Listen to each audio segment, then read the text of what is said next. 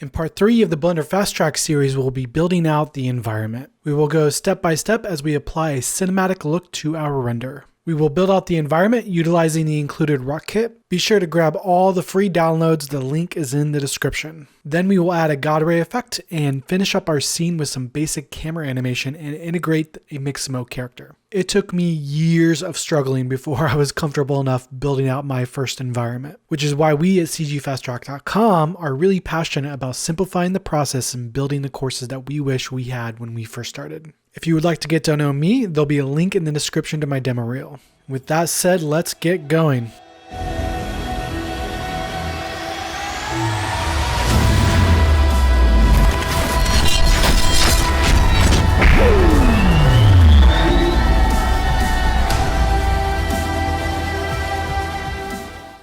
So we're going to start putting this cinematic look on our render, on our sword here.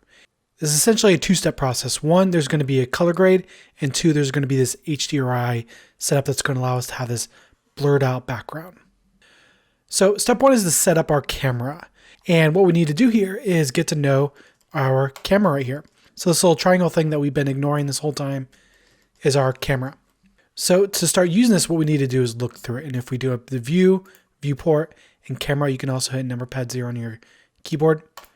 And there we go. So now we're essentially in like photography mode. And if I move around the viewport, you notice the camera doesn't come with it, right? So the fix for that is we're going to do viewport, camera. And then if we hit N on a keyboard to get our side properties right here. So we haven't used this, I think, at all yet. And what this is essentially just quick properties for things that are in a view, primarily the camera. If we go up to view here and go to camera to view, lock view or view lock right here, camera to view, it's now going to be locked to our viewport movement. So now we can frame up our camera. I'm going to select our sword here, hit Q, frame selected. There we go. And then what we're going to do here is set up our resolution. So I'm going to go to image outputs or output properties here. And we're going to do 1080 by 1350, which would just be a nice Instagram resolution. And now what we're going to do is set up our interface in a way that makes it easy for us to work, because we want to be able to set up our camera composition and still be able to work around the viewport. Say we want to come over here and adjust a light. We have to move our camera currently to do that, which we don't want to do. We want to frame our shot and then don't touch the framing anymore. So I'm going to go ahead and frame up my shot just like this. And what I'm going to do here is set up my interface. So I'm going to go ahead and give myself some more room over here. And then what I'm going to do here is right click on this little sidebar right here, right click and then do vertical split. And then I'm going to split my interface like this. I'm going to go ahead and click, and there we go. So now we have two different viewports. One we're going to use for our camera, one we're going to use for working. And we're going to use this one over here for working. So I'm going to hit N and then turn off camera to view. And that's just going to allow me to move around like this. So now we can move around our camera like this. We can move around our light and all that good stuff. Let's go ahead and clean up this area over here. All this UI stuff up here, we can just turn off. So if we just go to view, turn off toolbar, we can turn off tool settings, we can turn off adjust last operation. And then if we go all the way over here, these two options right here, if we like select our sword right here, if I turn this off, it'll turn off all of our gizmos. And if I turn this off, it'll turn off all of our, ornaments. And then what we can do is just simply go to view, and then we'll go to, and then what we need to do is go to cameras and then frame camera bounds. We can also just hit home on the keyboard as well. And that's just going to lock up the view like this. And then what we can do is shut off all the stuff up here and down there as well. So we're going to select our camera, go into camera right here. And these are going to be our camera properties. The most important one that we're going to want to get to know is going to be our focal length right here. So if we want to do like a wide angle lens, we can do that. 50 millimeter, 90 millimeter. I'm not going to get into focal lengths too much right now. We're going to stick with 50 millimeter, which is just a good standard portrait lens. And then we'll go down to viewport display, and we'll come all the way down here and just turn opacity up on this guy right here. And that's just going to turn off this right here. And that'll just allow us to properly frame our camera. Great. And then next up, we're going to set up our HDRI. For me, the toughest part about learning 3D modeling when I first started was following along with the video. It It was very easy to miss this button, very easy to miss that button, and before you know, you have to stop, rewind, and struggle to find just the next step to the process. This is a brutally exhausting process, which is why we at cgfasttrack.com built the step-by-step screenshot application and we put it into every single one of our courses. This would have saved me so much time and frustration and makes it so much easier and enjoyable to learn 3D animation. After you're done watching the video here on YouTube, click the link in the description and follow along there. So the problem right now, if we go ahead and do render image, this is not going to look at all like our current render. So this doesn't look anything like this, and that's because we are currently on material preview. We need to work on render preview, which is going to be this guy right here. And with our Minecraft scene, what we did was we came in here, went into scene world, and then used HDRIs right here. This again is getting into material preview. We can't actually use this. Again, if we go to render right here, it doesn't actually show up right here. And this is a, this is a bummer that Blender doesn't allow this. They might be implementing in the future. I'm not sure. I go through a hacky way to get that to work in a future course. For now, we're going to set up our own custom HDRI. So we're going to leave both of these on and we're going to stay in rendered mode. And what we're going to do is we're going to switch over to our shading tab and set up our HDRI. Specifically, we're going to go into rendered mode over here as well. And then what we're going to do is go switch over to our object. So instead of working with our object shader networks right here, what we're going to do is we're going to go over to world. And we're going to do view and then just frame all. And what we're looking at right now is basically our background. And what we can do here is change our background color. And this is essentially how we light our environment. This is how we, if we want things to be brighter, we can brighten them up just like this. And what we want to do here is bring in a custom HDRI that we're going to use with this setup.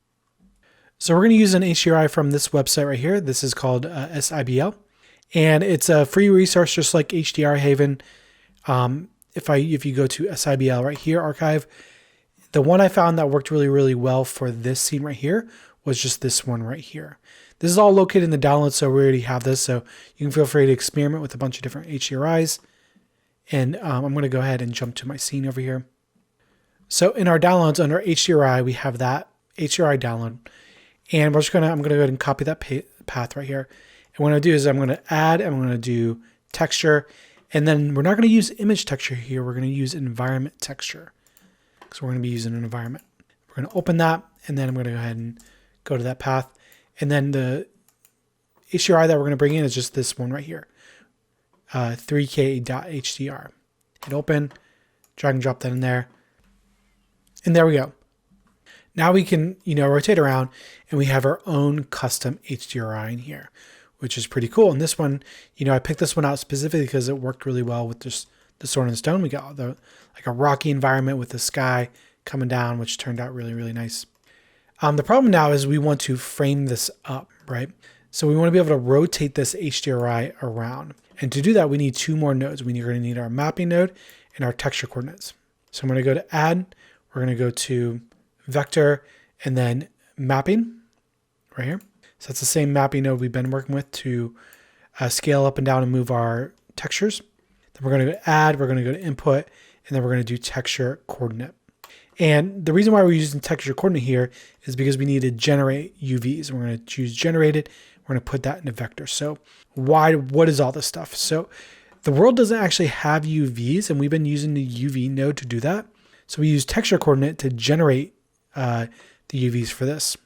And now what we can essentially do is, rotate this around like this. If we go to Z and just click and drag, we can now rotate around our HDRI. And if I just do view, we'll go to cameras or viewport and then camera. We can look at this from our camera. And now what we can do is just rotate this around. You can see here that we can now light our scene like this. Pretty awesome. I'm just going to rotate this around like there, leave it somewhere right there, and then I'm going to have this at 448. Yours might be a little bit different depending on how you have yours framed up. In the next chapter, what we want to do is blur out this background to mimic a cinematic, depth of field look, and we'll do that next. So this is the HDRI that we just brought into our scene, and what we want to do is blur this out for the background. So what we want to do is use this HDRI for the reflections to keep those nice and sharp, and then use this one for the background, which is going to be a blurred out version of that.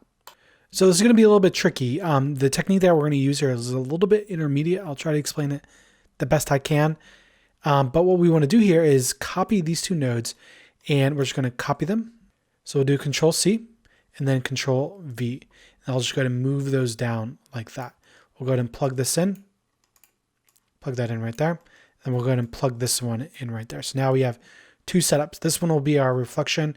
This one will be our blurred background. I'm going to go to the dialog box, and then I'm going to choose blur.hdr. So all SIBL HDRIs come with these blurred HDRIs, which is really handy. But you could always like take them into Photoshop or something like that and blur any HDRI out.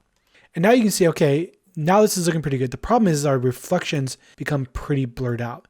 And, you know, it doesn't really have that big of an effect right now. But if I come over to my layout tab here, and if I just zoom in here so we can see this a little bit better. So you can see these reflections are getting really, really blurred. And if I, you know, put in the reflections here, sharper one, you can see, okay, now they look a little bit sharper.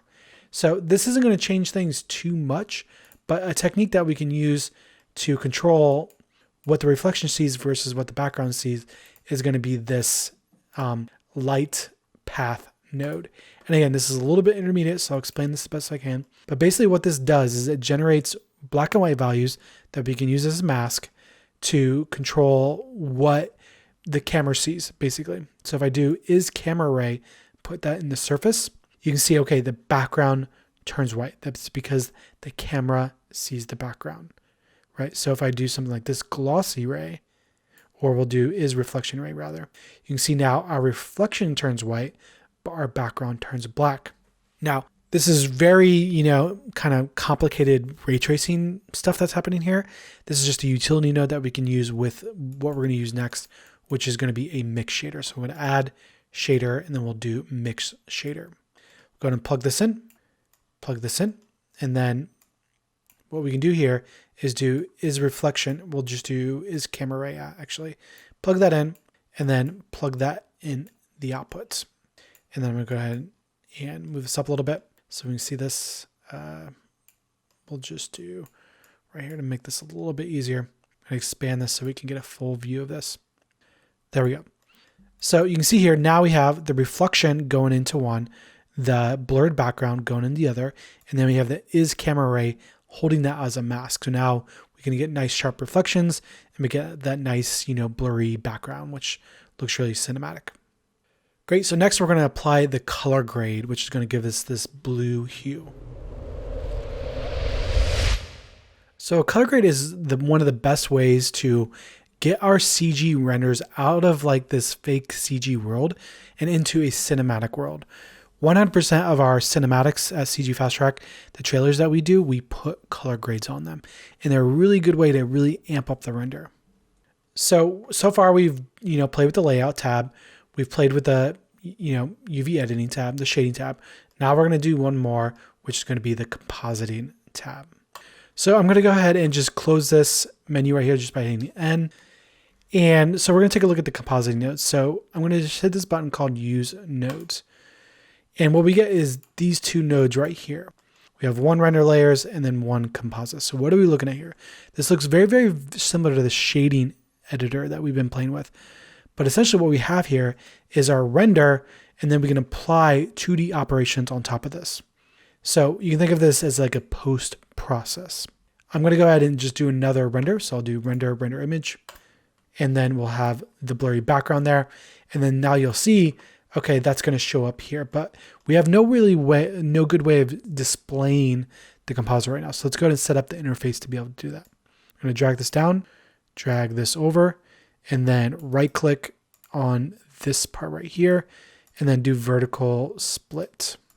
So right click, vertical split. So it's being a little buggy on me. I think it's my screen recorder. If I'll do, yep, there we go. So right click, vertical split. There we go. Now we have two node networks, but what we can do with one of these is set this up to display our render and the other one for our node. So I'll go up here to our editor type menu, and we can switch out what we're going to display here. And, you know, we have things like the 3D view, image editor, all these different things. What we want is the image editor. That is the same window that pops up whenever you hit render. And then what we can do is choose what image that we're going to look at. And the image that we're going to look at is the rendered result. And there we go. Now we can, scroll up and down. We can middle mouse, all of that good stuff. And same thing over here. Middle mouse, scroll up and down. And then we only need one node in here. What we're going to do is we're going to add color, and then we'll do color balance. So color balance is a really, really awesome tool to do color grading. What we're going to do is just stick with complementary colors. And what that means is basically we want to, if we're using orange for our highlights, we want to do blue for the background. So orange is over here on the color wheel, and then blue's over here. So we want to slam some blue in the dark values. So this is going to be dark values. This is going to be midtones, and these are going to be highlights. We want to go really saturated in the dark tones over here with blue, and a little bit more, we can shift these around a little bit. The midtones maybe a little bit more turquoise, get some variation happening there. I like to split these up a little bit. So we're, averaging these out to be blue by, pushing one more towards blue and the other towards green, which gives it a really cinematic feel. Great, so that's looking awesome. The only thing that we want to do now is really just do our final tweaks. So final tweaks just being, if we go to shading, if we select our blade here and then go to object, and then currently we're not in the blade glow. So we want to go ahead and select our material slot here. So we'll select that, go to blade glow, and then we can do our final, if we want to do something like 2000 on the brightness of this, we want to do our final tweaks here. And then we'll just go back over to compositing, and then we'll just go back over here to render image. You can also just use F12 hotkey, and there we go. So that's going to be a lot brighter. So at this point, just some tips for camera composition. What we can do is go back over to layout tab, and if we just select our camera, just some general tips. If we go to our object properties right here, what I would do is keep the location of our X just at 0. That's going to keep things nice and symmetrical. We can keep Y at 0 as well.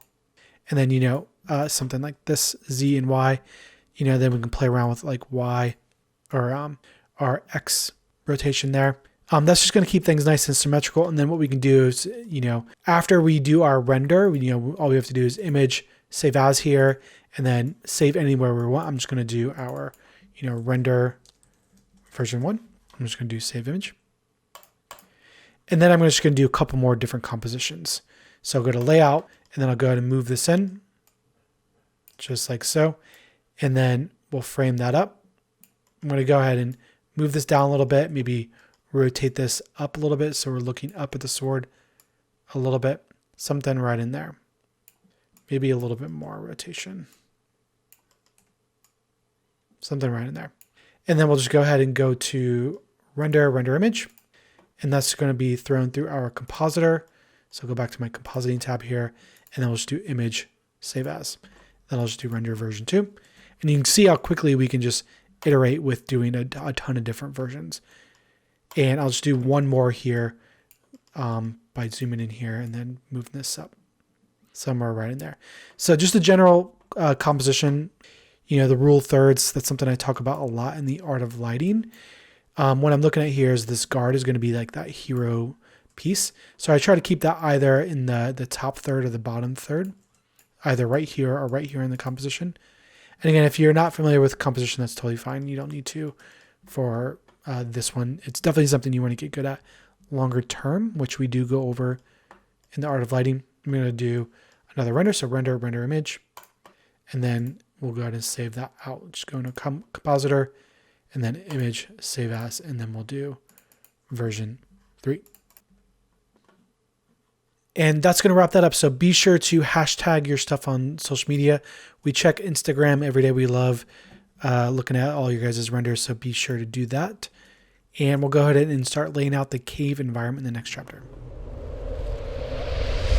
So this is where we're at. We're going to take our cinematic render, and we're going to integrate our environment and put the sword into the stone. Before we do that, we're going to get to know some online resources. And this becomes super crucial, and you want to integrate these as soon as possible. For me, when I first started, I always talk about this David versus Goliath analogy. And I talk about this a lot because, as a beginner, your goal is really most commonly to make games, to make movies, whatever it may be. You want to do really high quality work, and you want to share it with the world. That's usually the goal that we're trying to achieve here. Now, it is in our nature as 3D artists to want to take ownership of every single thing within our scene. And for me, I was very, very guilty of this when I first started. And it was a really big problem because it took me a really, really long time to get away from this. And essentially, if we take a look at my demo reel here, you can see, in my demo reel, I credit, what I did to the job. And basically, just looking at a shot like this, there's a dozen different people working on this. There is a character animation team, there's a lighting team, there's an effects animation team, there's going to be supervisors, directors, all these different people contributing to this. So when you're first starting out, it really is a David versus Goliath situation, because in order for you to get a job or do high quality work, you're just yourself, and you're competing against feature film teams or AAA teams or whatever it may be. So it becomes hyper crucial to start utilizing online resources, which is what we're going to talk about now. So I have a ton of different resources that I use on a regular basis. The first one's going to be textures.com. There's some free resources on each one of these sites, so you don't have to pay for them or anything. I'm not affiliated with any of these sites. This is just sites I use regularly. There's some free stuff on this website, the 3d.textures.me. This is a completely free resources for textures. There's a ton of really good PBR materials. It's a little bit hard to find things sometimes, but it's a really good free resource. We have HDRI labs. We talked a bit about this before in Minecraft. And basically, HDRI is lighting your environment, right? So we've talked about those. SIBL is another really great resource for HDRIs. Kitbash 3D. So this isn't a free website, but they often do have these free kits. They do, environments, worlds, all that stuff. And it's really, really great because just like the sword and the stone scene, we're going to build our hero asset, which is going to be the sword. And then you can put it into environments that you utilize those online resources. So you want to focus on those primary elements, those story elements, and then integrate online resources whenever you can around that. Another great resource is going to be Maximo.com. So this is going to be what we're going to be using for our character integration. It's really awesome. You just pick, very generic characters. You have your basic, mocap animation. It's really, really good for like secondary elements, background characters. So if you notice in the cinematic, she's always lit from the back and she's always in shadow, those kind of things. You don't want to necessarily use your hero assets for this, although you might be able to get away with that. Another really good one is going to be Megascans. So Megascans is mostly known for doing rocks, basically photogrammetry around the world. They have a ton of free stuff as well that you can get started with. And we're going to go ahead and get started next with our rock kit that we're going to integrate here. And this is going to be included in the kit. So it's going to be all in the downloads, so you don't have to download this from an online resource. We're going to use this in the next chapter. So to summarize what we want to do, usually what you want to do is focus on your hero elements, really customize those, really, make those unique to your story that you're going to tell, and then utilize your 3D elements, your 3D online resources for all the secondary elements, which specifically here is going to be our rock kit. So we're going to start integrating our rock kit. So to bring any data from any other package, being geometry, what we're going to want to do is use this either import or append menu. Append's going to be for Blender files. Import's going to be for other things like FBX, OBJ are going to be the most common ones that you would download from like online resources. But this is already going to be all prepped for us and it's already going to be a Blender file. So in our downloads, there's going to be this rocks. So we'll go in there. There's going to be two different versions. There's going to be a high res. There's going to be a low res. So the high res has 4K textures. Low res has 1K textures. So if you're on a slower computer, grab the low one because it's substantially faster if you don't have a high-end graphics card. I'm going to stick with the high version. And even the low isn't bad quality or anything. It's still pretty hot, still pretty detailed. So I'm going to grab the high, hit append, and then what I'm going to do is go to, if you've never seen this before, which you probably haven't, this is going to be the inside of a Blender file. So we just reached inside the Blender file and we can grab stuff. So we're not importing the whole Blender file, we're only importing pieces of it.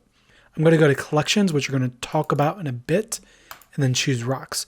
So the last two steps things, we have to talk about the outliner, which is what we're going to talk about next chapter. For now, I'm just going to choose rocks and then hit append. And there we go. So we'll import it. I'm already in rendered mode, so it's going to take a little bit. It's because it's going to load up my textures. If you see this take a really long time to load your textures, it's probably a good sign you want to go with a smaller or the low res objects. And there we go. So now what I can do is just lower this down so that it's going to be below my sword scene. I'm going to go ahead and just scale this. So I'm going to hit S and then scale this down. And there we go. We can start laying stuff out. I'm going to just grab a couple of them just to give you a tour of these. So we have, a big chunk and then a big chunk over here. And this one's really good for just like angular pieces, specifically the sword and the stone. I'm going to also move the camera back just a bit so we can see the full sword right there. And then I'm going to go ahead and move this over like this. And we'll want to bring this down like this. I'm going to go ahead and rotate this down and just get the flat surface up top like this. And then bring this in and scale this in like that. Somewhere right in there. And again, this part is going to be really creative. It's going to be really up to you. Feel free to try to follow me exactly. I'll have this final project in the downloads as well. So if you actually want to go in and see these exact transform values, you can always do that as well. But for the most part, it doesn't really matter. You can utilize or kind of just use your own artistic judgment and to use what I'm doing for inspiration and go off that. So then we have our first rock. So that's looking pretty good. And then I'm just going to go ahead and lay these out, just 2 of them in the back. Something like this. And I'm just going to get 2 going for now, and then we're going to talk about the outliner next. So I'll just move this back here. And again, when you're moving around these big scenes, really take advantage of the keyframe selected for that. It'll really help you get around. So I'm going to leave it right there. And then the next chapter, we're going to start talking about the outliner, which is what this is up here. So our outliner, let's talk about this right here. And we haven't talked about this, and this is a big part of Blender, but it doesn't really come necessary until you start doing bigger scenes. You can get away with not using it for quite some time. And basically what it is, it's a list view of our 3D scene. So we have all of our 3D objects right here. Every single one of these, the camera, the light, all over here, we are going to see over here. And what you see here is if I select my camera, you see, okay, we got a camera right there. If I select my light, we have our light right there. And if I select a rock, we can scroll down and there's going to be our rock. So it's a list view of our 3D scene. Why is this important? Well, mostly for organizational purposes, and there's some renderable properties as well as rigging. The 2 that we're going to focus on right now is mostly rendering and organization. So let's talk about just what we're seeing in here. At the very top, we have our scene collection. This is going to be the group of the world. And then underneath here, we have another collection, and then we have another collection. So what are these collections? You can really just think of them as groups. We talked a little bit about that in the last chapter where we imported, we went into the collections. So we can think about those as just groups for things that live inside of our 3D scene. And next up, we're going to have our object. So the white icons over here are going to be collections, and then the orange ones are going to be our objects. So every single one of these orange ones are going to be inside of our 3D scene. And then we got some stuff over here. These are just going to say modifiers. So we have that wrench, which is, if we select this right here, we have that wrench right here. You notice how there's not a wrench right there, but if we go up here, there is a wrench. That means there is modifiers.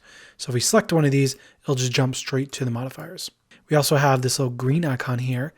So if we click on this little green icon here, if we expand this, we'll see, okay, these are just going to hold like material properties and all that. You can see this little green icon right here. So things like normals, things like that, those are all going to be here. For the most part, we can ignore that one for the most part. And then we have our eye icon right here. So this blue one, this green one, I don't really use those very much. The ones that I use the most over here are going to be this eye icon. And this is how we hide things. So if I want to, select my blade right here, I can select that. What I can do is hide it over here, just like that. Or I can use, H on my keyboard to hide. I can select it, hit H to hide. Undo out of that.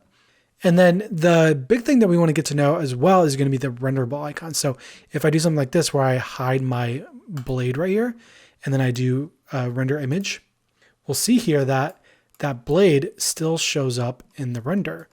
Why is that? Well, viewport visibility and render visibility are two different things. And we can find this up here in our render restrictions. So we click this little dialog box up here. This is going to be our filter menu.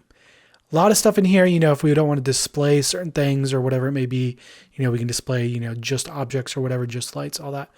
We don't want to necessarily be overwhelmed by all this stuff. What we want is this little button right up here, which is going to be render filters. So we have our eye visibility, we have our checkbox visibility, and we have our render visibility. All three of these highlighted icons right here are going to show up right here. So we have our checkbox, we have our eye, and we have our camera icon. So the checkbox is going to be turned off completely. It's not hiding it, it's turning off it completely, which means it's not going to interact with anything in our scene, including viewport visibility and render visibility. We have our icon, which is just, viewport visibility, and then we have our camera right here. So if I were to select my cube, which is my blade right here, and hide those, what I'm going to get here is, now it's not going to be visible at all, which is what we want. So before we move forward, what we can do is just clean up the scene, which is what we're going to do in the next chapter. So this outliner right now is really messy, and if we middle mouse up and down, we can go up and down to see all that we have here. And basically, we can't really tell what these things are. We have cube, we have cylinder, and this is not a too terrible thing. But as the scene gets bigger, we're going to want to use this outliner more and more, which means we want to clean this up. So we should be able to know and find things in here very easily. So I'm going to drag this down. And what I'm going to do here is just select each one of these. So we have my blade right here. We have our guard, we have our handle, all this stuff. We want to group all these into a collection. So we can create a collection by using this button at the top right corner, new collection. If we just click it, it's going to kind of create it wherever we want, which we don't want to do. What we're going to do is select scene selection right here, or scene collection, and then hit new collection, which will essentially parent that new collection, which is going to be this right here, to our scene collection, which is going to be the world. So I'll double click this and I'll just call this sword.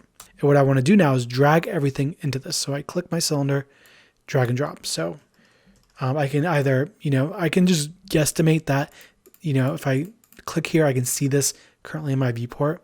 So I'm going to click and drag all of these in here, one by one by one. And now I have the ability to shut off my sword or turn it on, right? Shut off my rocks, turn it on. And then as well as my camera and light, which is right up here. And then what we want to do here is just double click on each one of these. I'm going to double click on this one, call it blade, and then just go down. This one's going to be our guard. This one's going to be our handle. This one's going to be our palm mount, and I'm just going to call this palm mount 1, and then palm mount 2. There we go. So now everything is going to be cleaned up, which means we're going to be ready to start duplicating this around and making the scene a bit bigger in the next chapter. So we're going to continue working on our environment, and what we're going to do now is take our rock kit and start laying out the rocks. And something I just want to mention right here really quick is that basically if we're not seeing it in the camera, we don't have to worry about it. And that's something for me I made a huge mistake on first, not even just the first time I started doing 3D, but years and years to come. And what I learned was it's best to always set up your camera first. So just like we did in this series, we set up our camera first, we lined up the composition, and then we started building the environment around that. That's super, super, super crucial going down the road. So before we start duplicating these rocks around, we're going to talk about duplicate linked. So if I click on this and then right click and go duplicate linked right here, this is going to be an instance. And what an instance is not necessarily a full duplicate of an object, but it's a reference to an object. So if Minecraft, we were doing Shift D, that is a straight copy, copy and paste. Duplicate linked is an instance, and that's a 3D terminology that we use to define things that are referenced to each other. The benefit of this is that it's going to keep our scene nice and light. So the rock kit alone is about 11 megabytes. If we were to duplicate this around our scene a bunch of times, this would quickly get into like 200, 300 megabyte file, which would be really, really big. And it's going to be really, really heavy on the render as well. So duplicate linked is going to be an instance, which means it's not going to actually create any new geometry. It's just going to create a new transform value. And a new transform value is just going to be all this data right here. So just this data right here is very, very lightweight, whereas the actual mesh of the object is actually really heavy. And you can notice here, whenever I select this and go into edit mode, we're now editing both of them at the same time, right? So duplicate link. So I'm going to go ahead and keep doing that. That's going to be Alt D for the shortcut. So now we're going to want to continue to use Alt D. And then, of course, our move, rotate, and scale, G, R, and S. Those are going to be super crucial as we start moving forward. A tip when we start stacking these things around is that we want to kind of staircase these in the sense that, we have one right there, we have one right there, and one right there. And we don't want to just stack it up like Legos on top of each other with our Minecraft. We want it to be a little bit more organic. And whenever you're doing this, it's always good to just think about how this world was built. And a cave essentially is the way, most caves in the world work, is that they're either some sort of erosion that collapsed, or they might have been some sort of like water, some sort of like erosion came in through water, and then a bunch of, empty areas, a bunch of space ended up getting cleared out. So I'm going to continue with this, rotating it around. We do have two rocks, and you can see just by, scaling, moving these around, how unique they can look just by, scaling it around and rotating, all that kind of stuff. It quickly makes it feel unique. I'm going to, start broad with my bigger ones and then slowly move into my smaller ones as I go. So just like we're painting a picture, we want to start broad and go from there. Again, we're not necessarily worried about anything that isn't directly on the camera.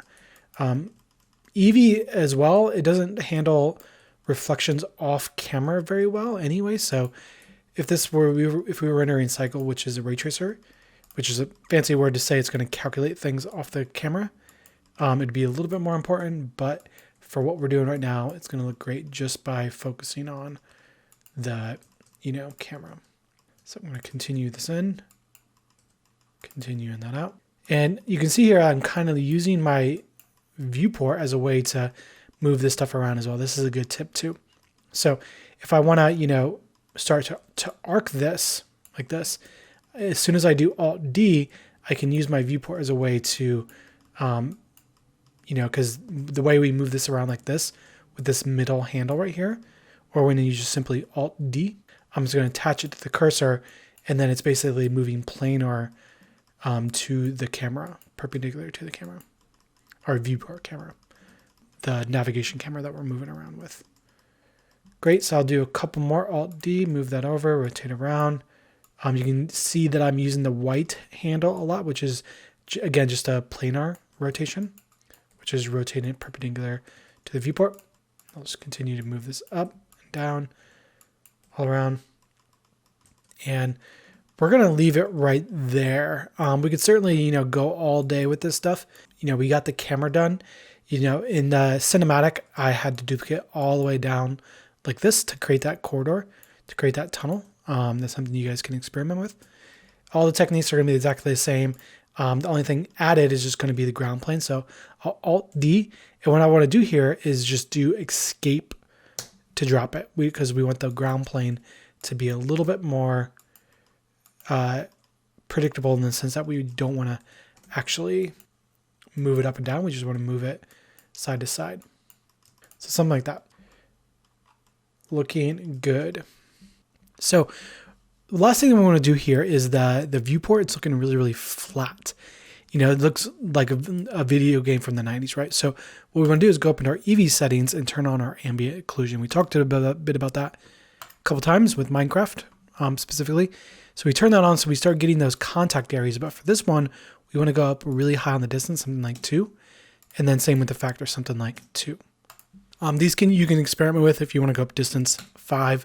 For example, it really starts to feel contacted back there.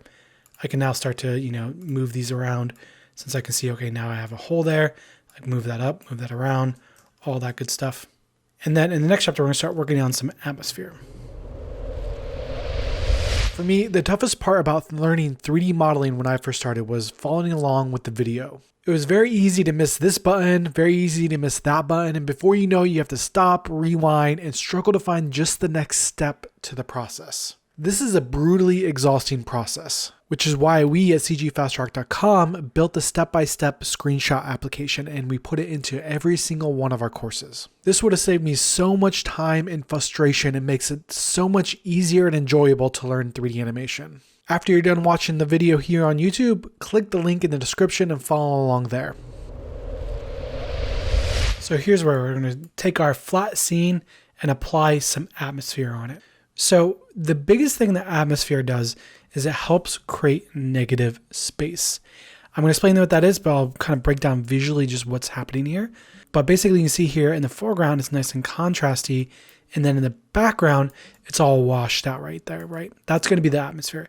It's also going to be the thing that allows us to have these God rays in here once we start lighting. That's going to be atmosphere. But the importance of negative space whenever you're working on any kind of artistic medium is super important. So what we have here is two different types of negative space.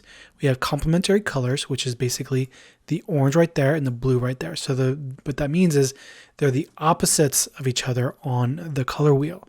They're complementary to each other. And the negative space within these complementary colors is basically, this is the positive space. All of this is the negative space. And I talk a lot about this in the Art of Lighting as well. That's another course on the website. Basically, this is the 80-20 rule where we want 20% of it to pop and then 80% of it, of the canvas, to be different, color, contrast, all those things. So complementary colors is one way to do negative space. The other is with contrast, right? So here, just by implementing the atmosphere, we automatically get a great sense of depth within our scene, all because of the negative space, because the foreground is going to be nice and contrasty, and then the background is going to be all washed out, which just helps make the scene look bigger. We can see depth. It just feels more engaging. So to start implementing the atmosphere, what I want to do is go over my shading tab, and then I'm going to just make sure I'm in my render mode right here so we can see what we're doing. And then we're going to go into object, or go into a world mode. So we know world because we've set up our HDRI here, and that's going to be our environment lighting. And now we're also going to apply atmosphere to the world. So the entire world is going to have some atmospheric. And then we do that with our volumetrics right here. So there's a surface slot right here and a volume. Atmospheric effects and volumetric effects, they're pretty interchangeable in terms of terminology. So that's where we're going to be doing, is putting that right there. So what we need to do here is go to add, we'll go to shader, then we'll go to emission. And what emission is going to do here is, if I plug that in, we'll immediately see, okay, everything gets flushed out. But if we go down on the strength, something like, 0.05, you can see here, okay, now we can start to see, clearly as we go back right here, we start to see atmospheric perspective. We see that atmosphere going backwards. And then the foreground as well, we start to see this as well. So what we want to do now is start, taking a look at this with our render. So if I just, go to render image, we can say, okay, not too bad, but it just doesn't feel right. It feels way too washed out overall. So what we want to do here is do a gamma operation on this. So we'll go to compositing, and then what I'm going to do here is just go to add, we'll go to color, and then go to gamma. So what is gamma? Gamma is basically just a way to adjust the gray value. So we have our bright values right here, we have our dark values right here, and then we can kind of crunch those in between. So what I'm going to do is just drag and drop this gamma on here.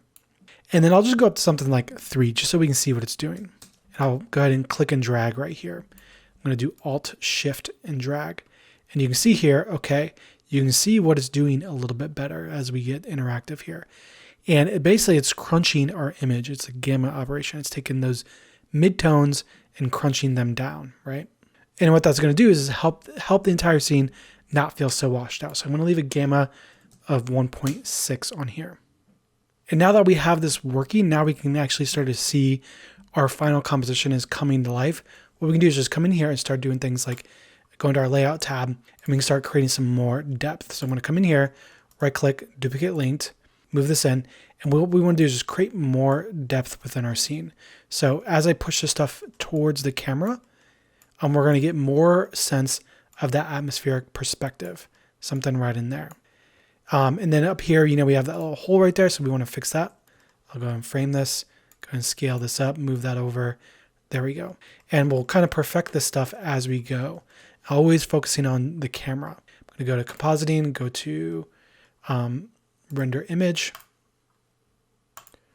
And there we go. Now we're really starting to get a sense of depth in our scene. And then in the next chapter, we'll start working on our lighting. So we want to go from here with this really flat scene and start adding in our lighting, which is going to create all of these light shafts that we see here.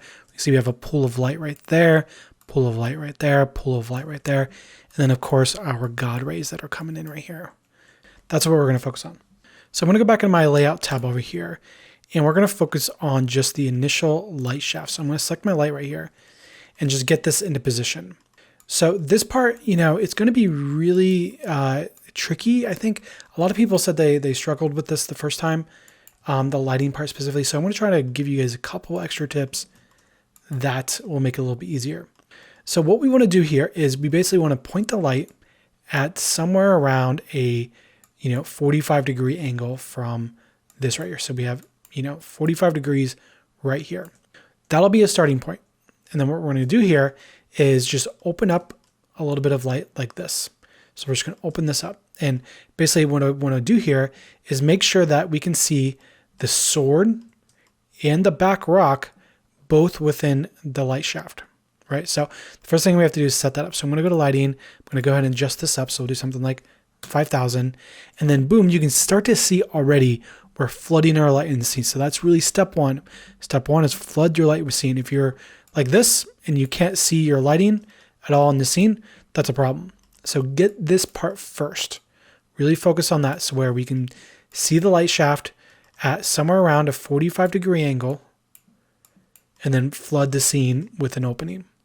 Now, step two is going to be to start adding in the shafts of light. And we do this by, moving around these rocks.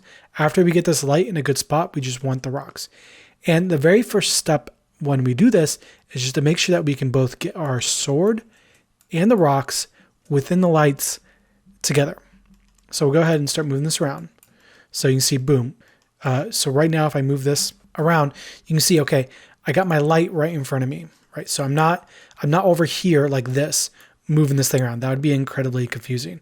What you want to do is come over here behind your light. So we're essentially looking through the light. That's what we want to do. That's going to make it a lot easier. And when we do that, we look through the light. Basically what I'm trying to do here is line up the sword and my light together, right? So my light's right on top of that sword. And then what I can do is just move this stuff around, and you can see good lighting right here.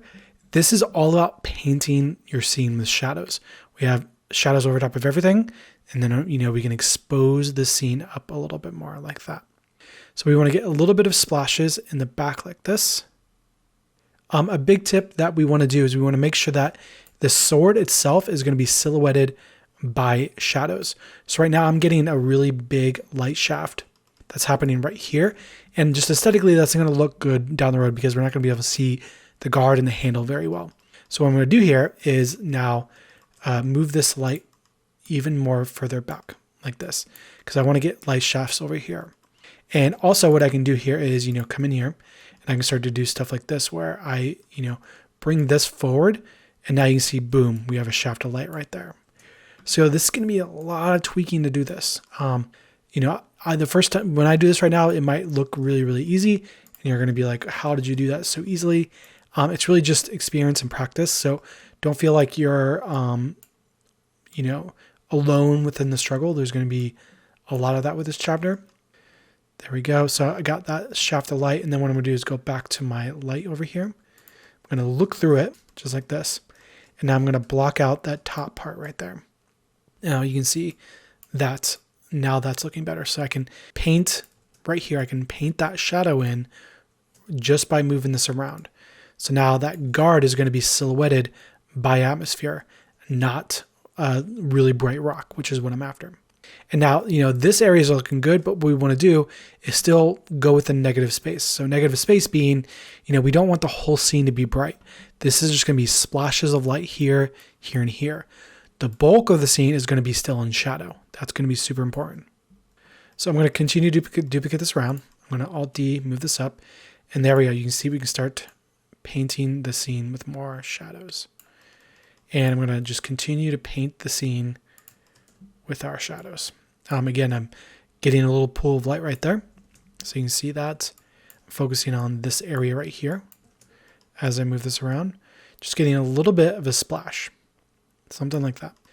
And then we want to now start to get this background a little bit more in shadow as well. So I'll do this up, and then you can see here, okay, now we can see now that background is going to start to be in shadow as well. But we don't want to, go too far in the sense that we're, darkening our sword. We want that sword to be nice and bright, but we want, something like this.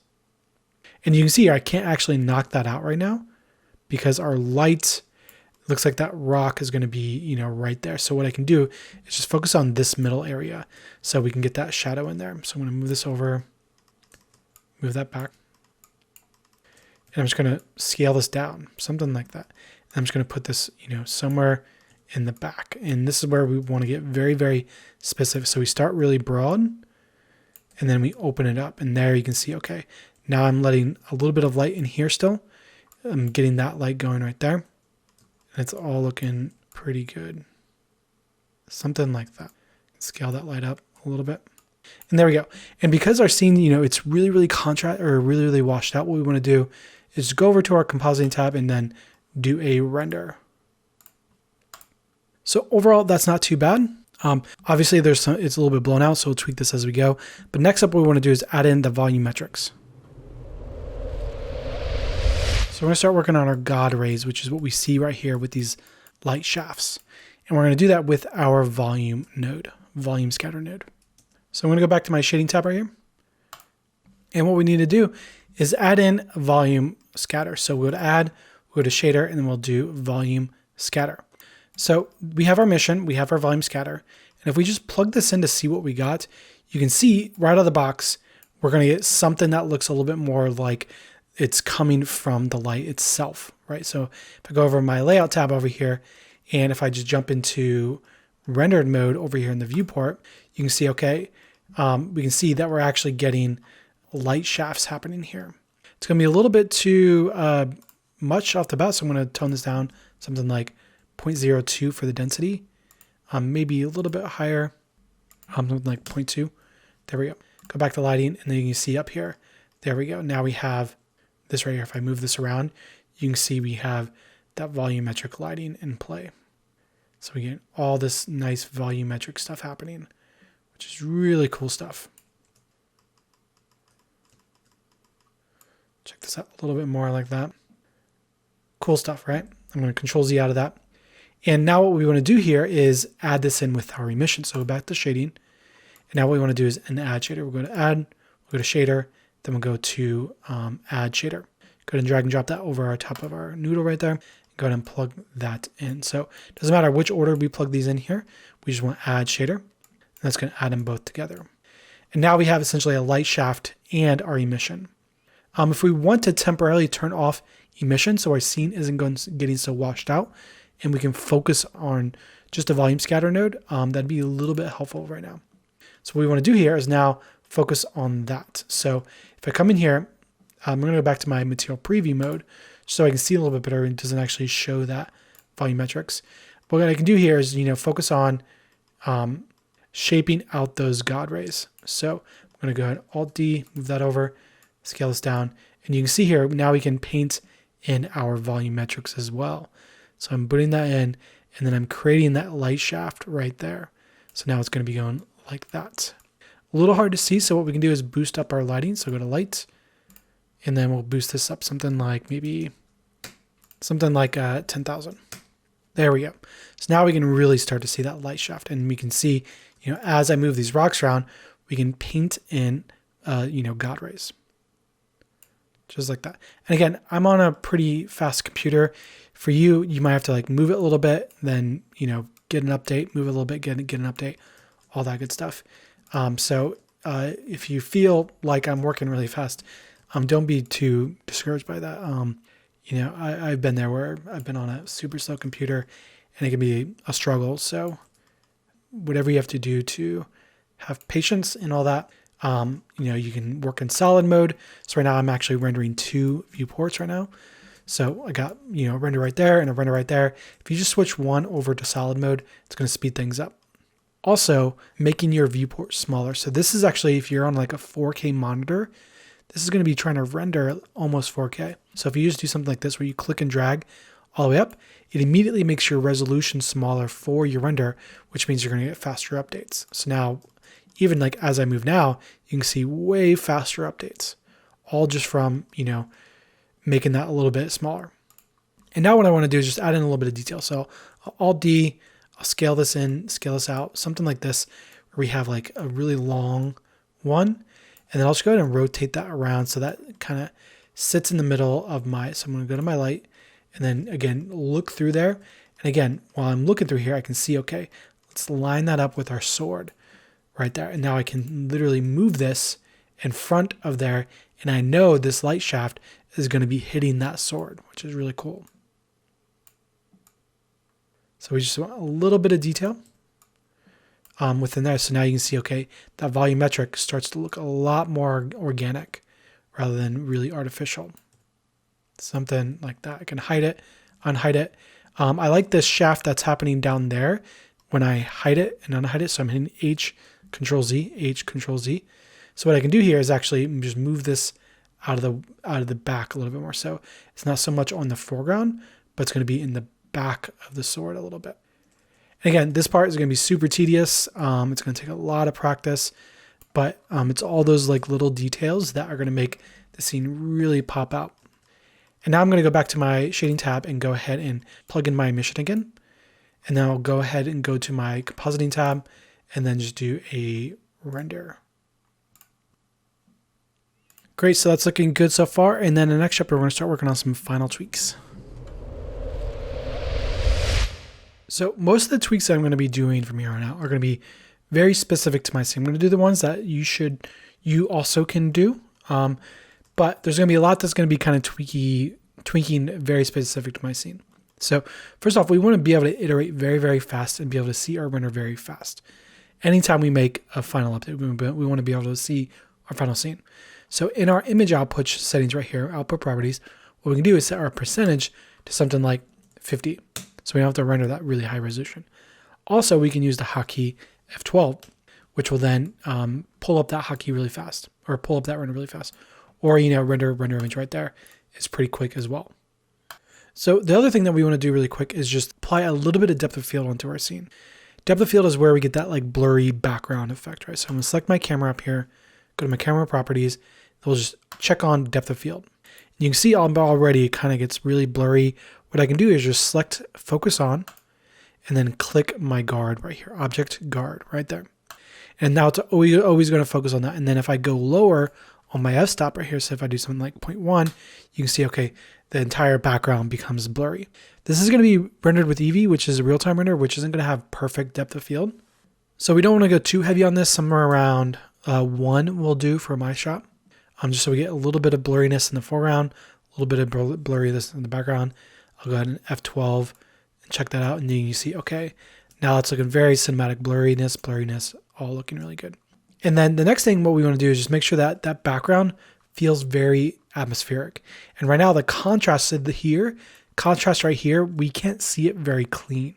Right? We go from here to here, we should be able to see a very clear shape, but we can't, right? So what we do is go back to our shading tab, go to our emission, and we can play around with that. We can do something like 0.1 and then F12 to see this final result. You see, okay, not too bad. I think, we might be able to go a little bit lower on our gamma over here. So compositing gamma, if we go up on this, it's going to crunch it a little bit more. So it's something like a value of 2. And now you can see, okay, now this becomes very clear. This shape right here, that's what we want. And again, that's just getting back to negative space. We want a very clear positive foreground all the way around here, and then a very clear negative back here. And that's turning out pretty good, so I'm going to leave it right there. So the other thing with my scene right now, the glow is a little bit too much. So I'm going to go back to my layout tab right here. I'm going to go to my render settings up here, go to bloom. And then, there's a couple different things that we can do. We can tone down the radius. So I'm just going to go undo out of that. And what I like to do here is I like to just come in here and I can just do like divide by 2. So /2. And then what I'll do is just hit F12.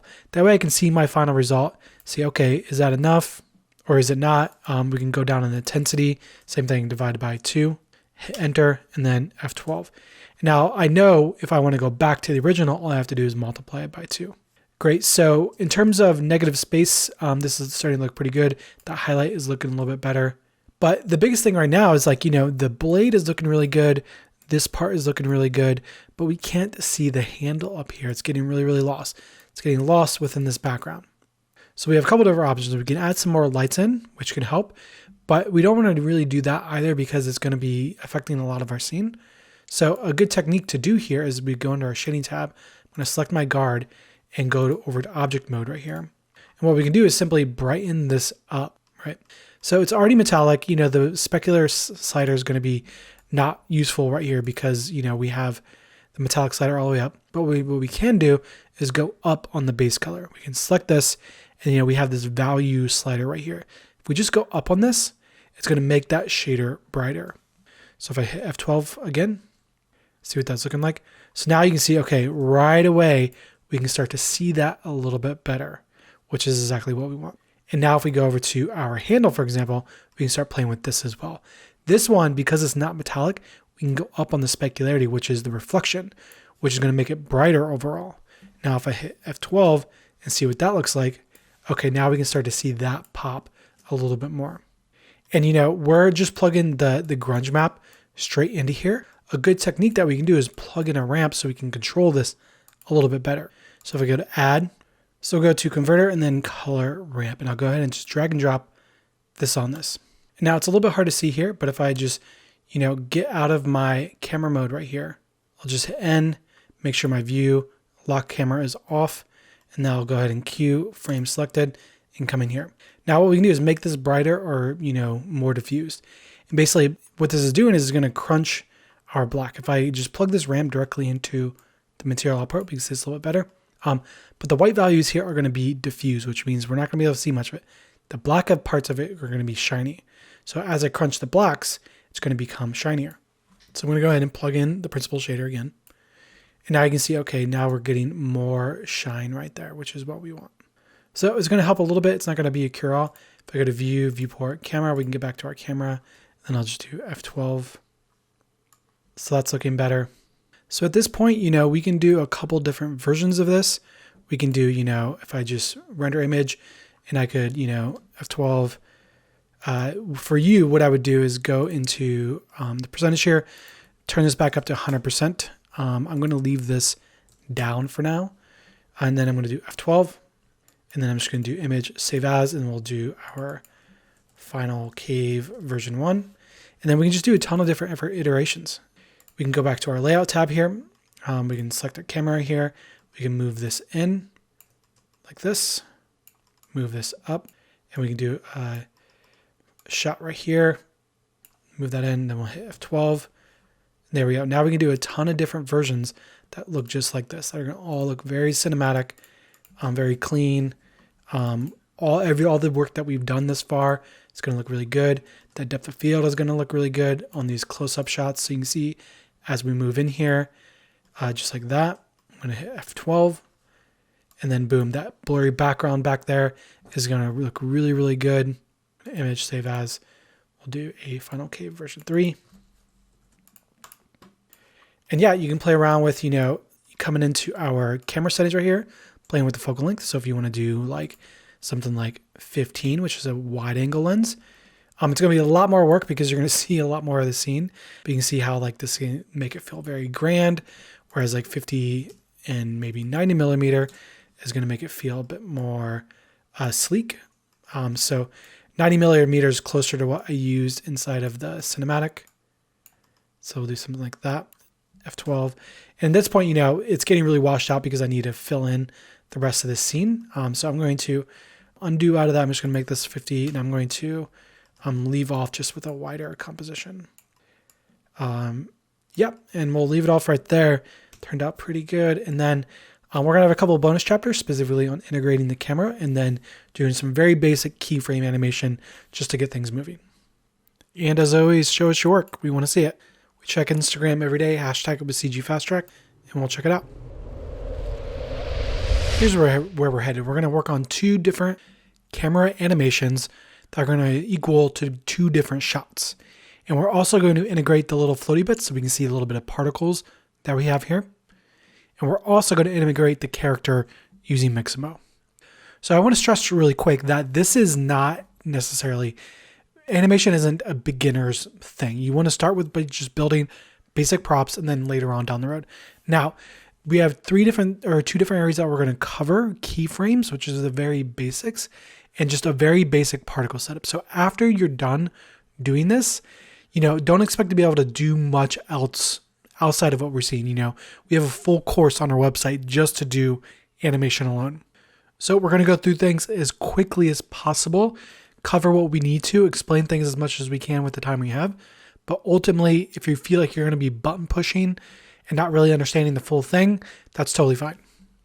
And so what we're going to do now is work on this shot right here, which is just a vertical camera animation. So to start setting up our first shot with our camera animation, you can see here, if we just take our camera and move this up and down, it's pretty easy to get something going, right? So we need to actually do 2 things. We need to set up our time slider down here. So we talked a bit about this with Minecraft. We have our play button right here. And as soon as we do that, we're basically in animation mode. Nothing's moving yet because we haven't set up our keyframes. So I'll hit pause and then I'll hit rewind. So the first thing we want to do is just set up our start and end point. Our end point is going to be 120. That's going to be 5 seconds long. So it's 24 frames a second, 5 seconds long, which equals 120 frames. And then from here, what we can do is go all the way. We can click and drag our time slider right here and go all the way to frame 120. And then what we'll do is go ahead and move this in and start framing this up. So we want to get the last frame looking pretty good. We'll come in here and do something like this, somewhere right in there. And then what we want to do is just make sure that this is going to be animation friendly. So if we go up to somewhere right here and then go all the way down right here, how's it going to look? And this is going to look really cool because we got that depth of field going, which is going to look really nice. Foreground's going to look really out of focus. So we'll go all the way down, somewhere right in here. And then just go up all the way like that, just to see how it's going to look like it's in motion. Now, what I'm going to do now is while I'm on frame 120, frame up my camera like this, and then go over to my object properties right here. And then on location, what I want to do is right click, insert keyframes. And what a keyframe is going to do is basically, you can think of this as a way to stamp these values onto this frame right here. And then if I go back all the way to the frame 1, I can now move this again, just like that. And then what we can do now is go all the way to the bottom right there. And then I'll come over here and you'll see that we now have this little orange, icon right here. Green means hasn't been adjusted, but there is a keyframe on it, and orange means it's been adjusted. So what we want to do here is just right click, insert keyframes. And now you can see, okay, as we move this slider, it's going to be moving. Again, if you're on a slower computer, what you want to do is mostly work with solid mode. Solid mode is going to be really, really quick to animate on. Since we're just doing a very, very basic animation, it doesn't matter too much. But then what we can do is while we're in solid mode, just hit play and we can see, closer to what, the final result is going to do. Now with cinematic camera moves, one of the, common mistakes that I remember making, and I see a lot as well, is having this camera move that starts moving slow, then it speeds up, and then it slows down again. That's not very cinematic. And if you watch the cinematic for the Sword and the Stone series, you'll see that we don't really ever do that. So if we want to adjust that, what we do is just pause this. And then what we can do is select our keyframes down here. We'll right click, we'll go into interpolation mode, and we'll set this to linear. Now, if we click that, what we can do is now hit play, and now we'll see that, okay, now it's not doing any speeding up or slowing down. It's going to look nice and smooth. Now, what is all this keyframe interpolation? Basically, Bezier is going to be smooth, linear is going to be sharp. So again, we're going to be skipping over a lot of stuff, but basically you can think of this as no ease in, no ease out. Now, if we want to make any adjustments to this, we could always, select the keyframe, right click, and then just go to delete keyframes, just like that. And now it's not going to be moving anymore. I'm going to go ahead and hit Control Z to undo out of that. So we have our keyframe there. So that's looking pretty good. I'm going to go back over to rendered mode so we can see this, what it's going to look like. And what I like to do here is just, hit F12 to render, see what it looks like there, and then go all the way down, do a couple renders See how it's looking? That's looking pretty good. Then we'll go up right here, do another render, see how that's looking. So all that's looking pretty good. Now, before we render this out, we want to go to our render properties up here and we want to adjust a couple more things. So we have, screen space reflections. If we turn that on, you notice right here, we'll be able to see a little bit more of an interaction with the sword right there. So I'm going to toggle this on and off so we can see that. So you can see the sword's not going to be reflecting the ground, which is going to look really nice in animation mode. Then we also want to turn on motion blur, which is going to be nice to just capture a little bit of camera motion blur. Now we want to actually render this out. So we'll go to our output properties right here. And what we'll do is we have our, our resolution set up right here. We're currently at 50% and we're going to get a little error, I believe, with that. So we'll talk about that in a second. What we want to do is set the output. So make sure you have your file saved somewhere.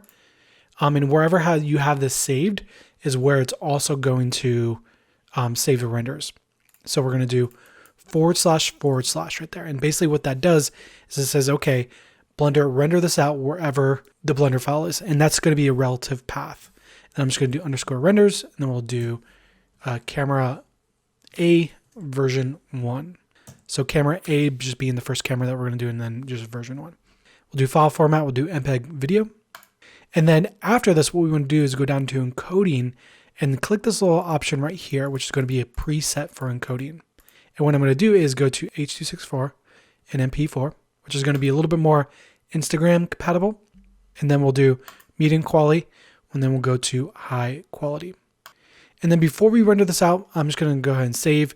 So first off, typically I don't render with MPEG video. Typically I would render with like an EXR image sequence. Just for the sake of keeping this super basic, we're just going to stick with MPEG video for now. And that's just going to be an easy way to get it out in the world, post it on social media and all that. So now what we can do is just simply go up to render up here and then we'll do render animation. You'll see we got our error down here that we're getting, and it's saying it's height not divisible by 2, which basically is saying that the video format that we're trying to render, it's not compatible with this because there's just a weird format, and that's because we have this 50% on. So long story short, we can, boost this up to 100% if we're ready to do final quality. I would stick with 50% until you're absolutely sure you're okay with this. And what I'm going to do is just change this to 1340. That's just going to be a nice workaround for us to be able to render this out in animation without getting that error. Then as soon as we get that, we'll see we get a little pop-up. We'll see the frames starting to flash like this. And this is going to take a while for sure. For me, it's going to maybe take like a minute or two. If you're on a slower computer, it could take a few hours, right? So we're going to go ahead and skip over this rendering part in the video. And here we are with our final animation. So from here, what we need to do is we need to start adding in our particles, which is what we're going to start working on next. So now we're going to start working on the particle setup that we see here. So all these little floaty dust particles that we have right here, that really helps to make the scene feel really natural and a lot more atmospheric. So before we get started, what we want to do is just create a brand new setup.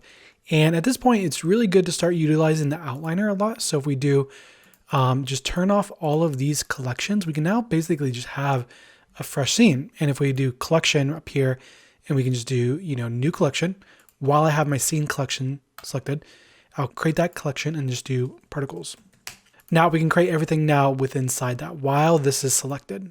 So while this is selected, we'll go up to our add object up here, mesh, and then we'll do cube. There we go. And then what we'll do is add object, mesh, and then we'll do isosphere. So isosphere is just another primitive that we're going to be working with, and it's going to come out really big. What we're going to do is go to object mode over here, and we'll just scale this down to something like 0.1. We'll go ahead and move this off the frame. And now what we can do is we go to this box, but we're going to use this as a way to emit particles using this isosphere. So if we go down here, we can see we have our little particle set up right here. So if we come in here, we get particle properties, and then we'll do is hit plus. And that's just going to create a new particle system. And now we have officially our first particle system. And if I just hit play, we'll start to see some stuff. Now, this particle system gets really complicated. There's so many settings in here, a lot of really good stuff in here, but we're only going to scratch the surface, just what we need to create this project. So I'm going to go ahead and rewind, go back to the beginning. And then what we're going to do now is just set the number to 300. That's just going to limit the amount that we see that's going to be emitted at any given time. We're going to do start frame is going to be negative 100.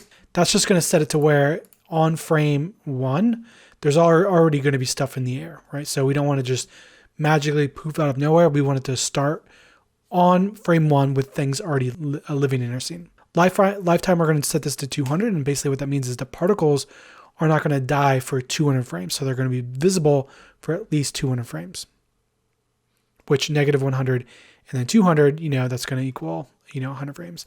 And if we want to go up to something like 300 on that too, that's totally fine.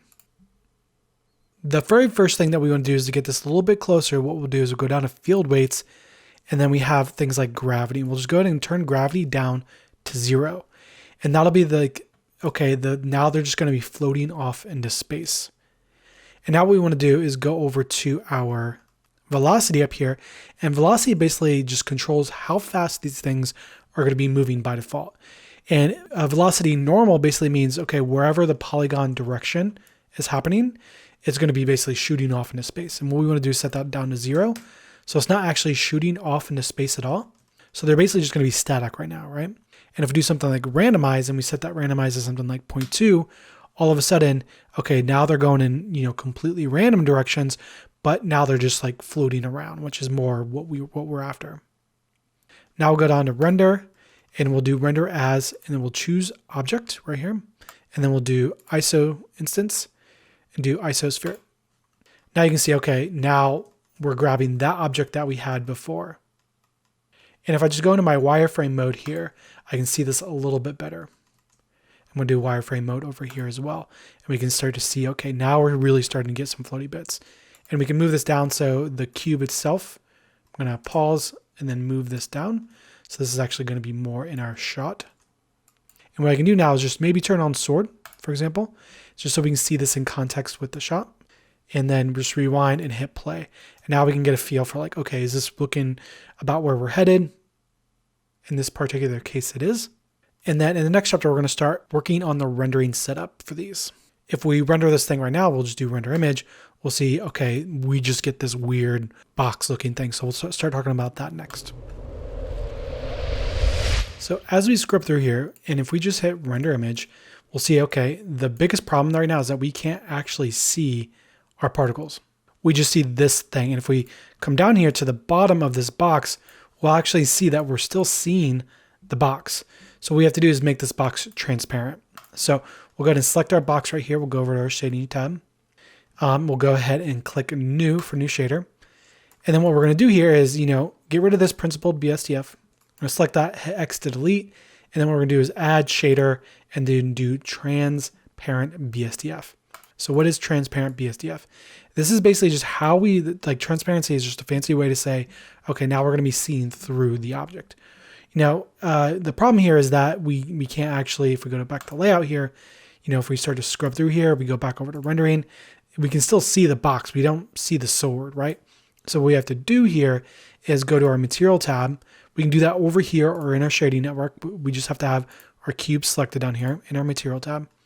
And then what we have to do is set the blending mode to alpha blend. That is just a way for us to make sure that this thing is going to be transparent. And we'll do shadow mode and just choose none. And I'm just going to click render right here so we can see that coming through. And we'll see, if we go back to our layout tab, now we're going to be seeing through that. And we can start to see those as well. Now it's really difficult to see because of our environment's so bright. So something else that we can do is just go over shading, go to the world tab, and just turn off a couple things. This is going to be temporarily. So if I just turn off something like, volume, that's going to, we're going to be able to see it a lot better. And if we also turn off the background blur, which is going to be this one right here, now we can see this on just black while it's rendering. And now if we go over to layout, we can just, rewind, hit play, and there we go. We can now see, this is looking pretty close to what we're after. Great. So at this point, we can go ahead and go back to our shading. We'll go ahead and plug these things back in. And then we'll plug in our volume again. And then from here as well, we'll go back to our layout and turn on rocks and turn on collection, which is where our lights and everything are going to be. Great. And I'll just scrub through here. I'll go to render image and then check this out. So now we can see, now we have all of that stuff looking pretty good. So now we can actually start integrating our character into the scene. And we're going to do that in the next chapter. So to start integrating our character, we're going to use this website called Maximo, and this is a really good website for just doing background characters, generic characters. This isn't something I would necessarily use for like a hero asset, but for what we're doing, we just need like a secondary element to complement our hero sword. This is a great website to do that. Now you'll need to log in, and then what we'll do is just go ahead and go to characters. And then, you can feel free to pick out whatever you want. I'm just going to type in female. Spoiler alert, the hero character of our scene is going to be a female. A lot of people didn't realize that when watching their cinematic. So you can always just search for Arissa up here in the search as well. And then what we can do is just go over to animations. And then what we can do is search for this as well. I'm just going to search for stop walking. You can click on any one of these animations. Feel free to tell your own stories. The one I'm going to choose is going to be somewhere around right here, just the standard stop walking. There you go. So we're going to have her coming up to the sword, and just coming to a stop. Very, very simple. Now, to get this into Blender, what we need to do is just download it. There's going to be a couple different settings here. We want to choose 24 frames per second. That's what we're going to be using inside of Blender. .fpx is going to be totally great. Some people had issues with FBX the first time around, and they ended up using .dae. So I'm going to stick with FBX, but feel free to use the other one as well. They'll both work fine. I'm just going to hit download. So now to get that into our scene, all we're going to have to do is file, import, and then we'll just do FBX. And then, just navigate to wherever you need to go to download. I got mine right here. You can also just work with the character that's in the downloads in the link below. We'll just do FBX, stop walking FBX, import. And before we do this, we actually want to set up a collection for this. So I'm just going to cancel out of that. What I'm going to do here is just go to scene collection up here, hit plus, and then type in char for character. Now, whenever we import this into our scene, it's going to go into its own collection, which is going to make it a little bit easier to work with. So file, import, FBX, and then stop walking.fbx, hit import. And there we go. There's going to be our character. Now to lay this out, I'm going to go ahead and turn off our particles for a little bit so we can see this a little better. And now what we want to do is we only want to move around the armature. We don't want to move around the mesh. If we do that, we can, end up with some distortions in the animation. And if we scrub our timeline right here, we'll see, okay, now you should see a little bit of animation. So this is where the .dae file versus FBX might work better for you, depending on, whether or not Blender is going to be cooperating. So you should see some animation scrubbing around. I'm going to go ahead and select my armature here, and then we'll use this to move the character around. Just like this. Move this into our scene, get her on the flat ground. And there we go. So we'll just rotate this around as well, get her in the scene. There we go. So that's all good to go. And then in the next chapter, we'll start setting up the next shot. So before we start working on the next shot, what we want to do is make a backup of this camera. So this camera, we like it. It's looking great, but we want a secondary camera that we're going to use to render out as well. And what we're going to do here is just go to our camera up here, our collection right now. We'll select our camera, and then what we'll do is right click and we'll just do duplicate objects. I'm going to go ahead and hit escape to drop it. And now we have our camera. I'm just going to rename it to camera 2. Now we need to set this as our active camera. The way we do that is inside of our scene properties right here, and we'll choose camera and we'll do camera 2. So by setting this active camera 2, it does two different things. It sets the renderable camera. So whenever we do render image, it's now going to be communicating with this camera. It's also going to be working with our viewport here. So if we just do view and then viewport, and then we'll just do camera. What we're going to do is get access to that camera 2. So now what we can do is just delete these keyframes that are going to be on camera 2 up here. I'll select these, hit X, and then just do delete. And there we go. Now you can see, okay, we're moving the timeline, but it's not moving. Our camera up here is not moving. We're currently looking through the camera. So everything's looking great. So now we want to set up this next shot. Now we're going to pull this back a little bit.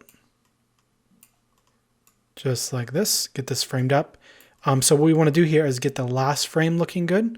So something like this. And then we'll get the first frame looking good. So we'll set this something like 120. That's going to look good. And what I'm looking at here is we want this to be in the right third right there. We're going to want our character. So I'm going to select my armature. We're going to want our character in here as well. something like this. And I'm also going to move the camera back quite a bit so we can get a full frame. We want to be able to see the actual environment a little bit, the stone that the sword's in currently. There we go. And then we'll go ahead and go to the armature here, and then we'll go ahead and move this around like that. So we'll have her in the left side of the frame and then the sword in the right. Now, if we come back here, I'll just go ahead and at frame 120, go ahead and select that camera, and then we'll go over to the object properties over here, and then right click, insert keyframe. And then we'll do all the way to frame 1, and then we'll go ahead and set that up as well. So we'll do something like this. We'll just get her hand in the shot. Again, we're trying to make her a secondary element. We don't want the entire focus on that. I'm going to insert keyframe on that. And there we go. We can start to see that happening as well. Now, we want her in the frame, at least for the majority of it. We'll do something like this, move it over right there. It's going to take some experimentation. I'm going to right click, insert keyframe. I'm also going to set these keys to linear as well. So I accidentally inserted the wrong keyframe there. I'm going to select this. I'm going to right click and just do interpolation mode, linear. And again, that's just going to help make it feel a little bit more cinematic. I'm going to hit play. There we go. So looking pretty good. So we want to make sure that we can see her in the left side of the frame for the bulk of the render. So maybe we'll start with her right hand over here. We'll right click, replace keyframes on that. We'll go ahead and hit play. And there we go. So now we see her walking in, and there we go. Now we can play around with this a little bit more. And again, this part is going to be really a lot of tweaking. I'm going to move her to the left side a little bit. And we have one little problem to start. Again, I'm going to be on rendered mode. Again, I probably sound like a broken record with this stuff, but make sure you're in solid mode if you're on a slower computer. I'm going to hit play. That's looking pretty good. The one problem though right now is that she comes to a stop, which we don't want. And, there is ways to fix this with combining different animations. What we want to do is, select somewhere where her feet are planted, somewhere right in here, select those keyframes like this, and then just Control C to copy that, and then just move this down here, and then Control V to paste. So now what it's doing here is it's just taking that animation and moving it down here as well. And then it's going to do a little bit of interpolation between them. Which will just keep her moving. It's not going to be perfect by a long shot. It's going to be something quick that we can do just to get a secondary element into the scene. Not too bad. That's looking pretty good. And then at this point, we're kind of done. We can turn back on our particles. I'm going to go ahead and turn back on our render. I'm going to save this really quick. And then we can just scrub through here, make sure our animation is looking great. So I'll hit F12 to render, and then we'll just do this all the way back. So now we want to animate the sword turning off as she gets closer to the sword. So I'm going to go to about frame 100, and then I'm going to go into my sword collection over here, select blade, and then I'm going to go over to my shading, tab over here, go over to object, and then I'm going to make sure that I'm on the blade glow. We have to actually select that over here. So blade and blade glow, we'll choose glow, and then what we'll do here is keyframe this value right here. So we can right click there and then insert keyframe. So keyframes are not just limited to objects, but we can do them to shaders as well. Then we'll go back to layout, and then we'll go over, say, 8 different frames, and then we'll keyframe that off. So go over here, hit 0, right click, and then insert keyframe. And then you can always right click, clear or delete keyframes, clear keyframes if you want to get rid of them. So now we can see here, okay, now it's going on, and then it's shutting off. Perfect. And at this point, what I'm going to do is just go to my output properties over here, and then go over to here, and we'll just do camera B for our secondary camera, hit enter, and then we'll go ahead and render that out. Render animation. And there we go. We'll go ahead and then just do render, and then view animation to view that. And there we go. Looking pretty good. So I'll just play this through a couple of different times, check it out. So that's all looking really awesome. And then in the next chapter, we'll go ahead and start combining these two into one movie clip. So this is where we're headed. We're going to utilize Blender's built-in video editing and combine both clips into one render. So to do this, what I'm going to do here is, instead of creating all this in this one file, I actually prefer to do this in a different file. For long, complicated reasons. Long story short, there's a couple of settings that we're going to have to set up specifically for the video editor. And personally, I just like to have that be in a different file. I'll show you those as we go. So I'm in a new Blender file here. I'm going to go over to my plus tab over here, hit plus, and then we'll go to video editing and then hit video editing right there. That's just going to drop us into the video editing UI. And the first thing that we're going to want to do is just make sure we have our resolution set up. So we'll do 1080 by 1340, which is what we were using before. I'm going to do 50%, which is exactly what we were doing before. Again, if you want to put that higher for yours, totally fine. And then what we need to do is bring these renders into our timeline right here. So this timeline is very, very similar to the timeline that we were working before. It's set up in seconds, not frames. So what I'm going to do here is go to view and then turn off show seconds. And now we're going to be basically working with frames, which is exactly what we were doing before. I'm going to go to add over here, and then we'll do add movie file. Then I got my 2 movie clips here. I got camera A. I'm just going to select that, add movie clip. And there we go. So now to give you a bird's eye view of how this works, as we click and drag right here, we can now see our render. And there's one problem, and this is where we get into the settings I was talking about. It looks really flat. So we need a different color space setting for our video than we do for our actual 3D scene. And again, if we were doing other workflows, we could potentially find ways around this. For now, what I'm going to do is just go into my render settings up here and go all the way down to color management right here. And then choose view transform. And then we're just going to set this to standard. And that's just going to basically tell not to apply any kind of post-processing colors to this. And it's going to look a little bit more predictable. That's looking good. I'm going to go ahead and drag this around so we can drag this left and right. And what we want to do is we want to start this at frame 1 with this first shot. And then what we're going to do is add, add movie. And then we're going to choose that second shot, camera B, version 1, add movie clip, and then move that down just like this. And there we go. I'm going to line these up. So now we can see, okay, now we have 2 different shots working together. And then we can just go ahead and back this up by hitting rewind and then hit play. And there we go. Now that's going to cut over to that new shot right there. And there we go. So we got a little bit of a black spot at the very end. That's because, 120 plus 120 is only 240. So what we want to do is set our end frame over here to 240. And now we're ready to render this out. So what I'll do here is just go into my image properties, go ahead and make sure I play this, make sure that ends on a clean frame, which it does, looking good. And then over here, what we'll do is we'll go to image output properties, and then I'll just do my / / again to save it where I have this file saved at. Then we'll just do cinematic version 1 dot. And then we'll choose file format, we'll do MPEG video, and then we'll do encoding, and then we'll just choose the preset again, H.264 and MP4. That's just to make it social media compatible, basically. Then we'll do output quality, and then we'll choose high quality. And that's basically that. At this point, I'm going to version this up because I've already got a version 1 here. So I'm going to do version 2. And then we're going to do render animation like that.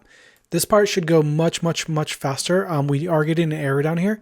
It says could not open file for writing. That's basically because we're telling it right here with the / right there that we have a relative path, but we actually need to save this out. So I'm going to save this. Then we save here. We'll just do cinematic version 1. There we go.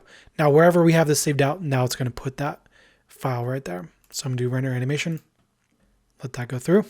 Should be quick. And it looks like it just finished. And what I'm going to do is here is just view animation. And that's going to be our final render. Again, a lot of compression stuff happening. We just double compressed our render. Again, there's a lot of other ways to do all this stuff. This is basically just a quick way to get from point A to point B. So that's all looking really cool. In the next chapter, what we're going to do is we're going to start talking about some next steps after Blender Fast Track. So as always, hashtag your work with CG Fast Track.